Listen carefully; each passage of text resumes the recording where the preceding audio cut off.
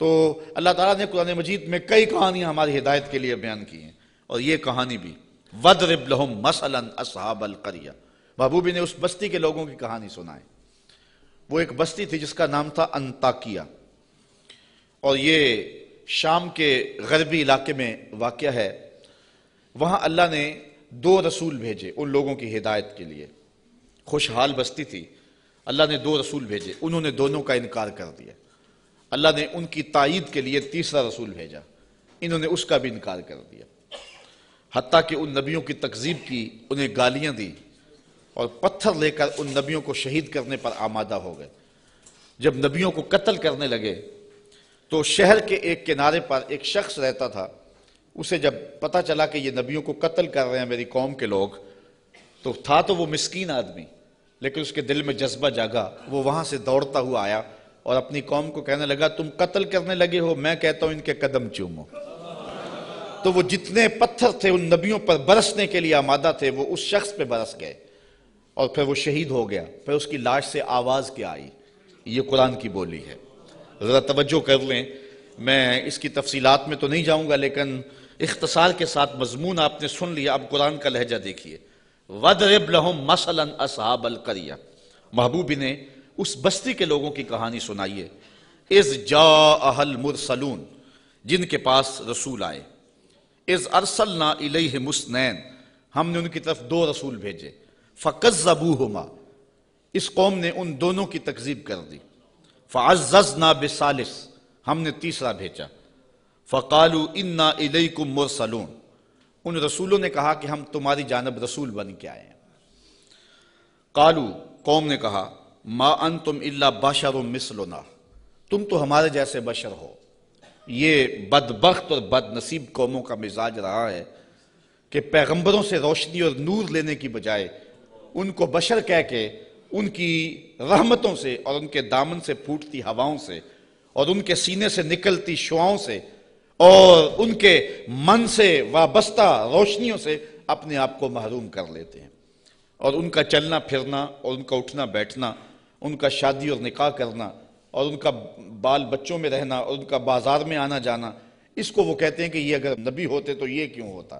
یہ عجیب بات ہے، ان کی عظمتوں کے پہلوؤں کو چھوڑ کے نظر یہاں رکھ دیتے ہیں، حالانکہ یہ بھی انسانیت کے نمونے کے لیے اور ہدایت کے لیے ہوتا ہے۔ یہاں میں بہت لمبی بات نہیں کروں گا، اگرچہ یہ عنوان ایک لمبی گفتگو کا متحمل ہے۔ ایک بات کروں گا کہ اصل بدبختی ہے لوگوں کی، ہمارے بزرگ فرمایا کرتے تھے تم نے حلیمہ کی بکریوں کے پیچھے پیچھے دیکھا، سدرہ پر جبریل کے آگے آگے نہیں دیکھا۔ بس جو یہاں نظر جما لے تو وہ محروم ہو جاتا ہے، اور جو اس سمت کو دیکھے تو وہ روشنیاں پا جاتا ہے۔ اچھا، دوسری بات، اور اب وہ آپ کی توجہ کے لیے، کہ ایک طرف اس قوم کا رویہ یہ ہے اور کافروں کا یہ مزاج رہا ہے کہ وہ نبیوں کو بشر کہہ کے ان کو رسول ماننے سے انکار کر دیتے ہیں۔ زندہ اور جاوید انسانوں کو، متحرک اور فعال ہستیوں کو، وہ زندہ اور جاوید انسانوں کو بشر کہہ کے نبی ماننے سے، رب کا بھیجا ہوا ماننے سے، رب کا فرستادہ ماننے سے انکار کر دیتے، اور دوسری جانب صنم خانوں کے مردہ پتھروں کو خدا مان لیتے۔ ذرا ان کا تفاوت دیکھیے، نہ مانے تو زندہ اور جاوید انسانوں کو نبی بھی نہ مانے، اور ماننے پہ آ جائیں تو ہاتھوں سے تراشے ہوئے پتھر کے جو ہے وہ بت اور مٹی کے بنے ہوئے مادوں کو خدا بھی مان لیں۔ تو یہ کیا تفاوت ہے کہ ایک طرف یہ نبیوں کو، زندہ اور متحرک انسانوں کو نبی بھی نہ مانے، اور دوسری جانب پتھروں کو خدا بھی مان لیں۔ تو اصل یہ نفسیاتی پرابلم تھا، اور یہ قوموں میں ہر دور میں موجود رہا ہے۔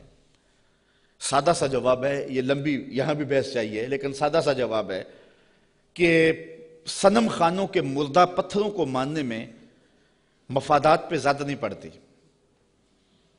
انسان کی زندگی میں وہ مردہ پتھر اور بت دخل اندازی نہیں کرتے، انسان کی انا پر چوٹ نہیں لگاتے۔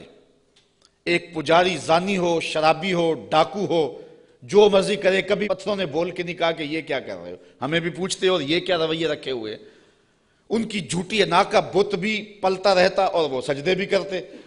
تو بتوں کو ماننے سے ان کو اپنی زندگی بدلنی نہیں پڑتی تھی، اپنے رویے بدلنے نہیں پڑتے تھے، اور ان کی سوچوں پر کوئی پہرا نہیں تھا، ان کے خیالوں پر کوئی قدغن نہیں تھی، طرز حیات پر کوئی دخل نہیں تھا، اس لیے بتوں کو ماننے میں کوئی پریشانی نہیں تھی۔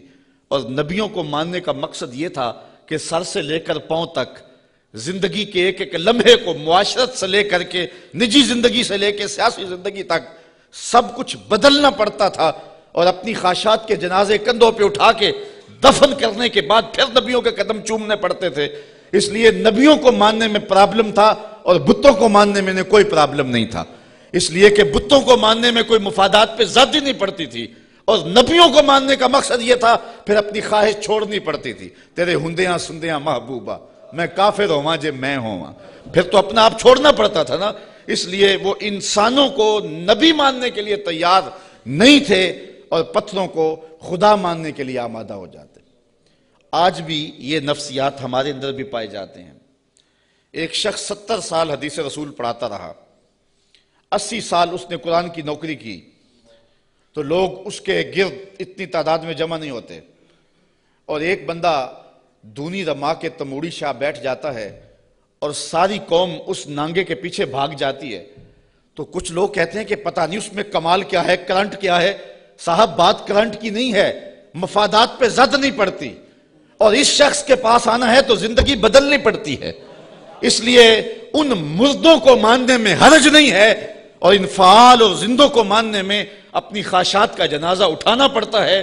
لہذا انسان کا رجحان ادھر نہیں ہوتا ہے، انسان کا رجحان ادھر ہوتا ہے۔ یہ ایک انسان کی فطرت ہے۔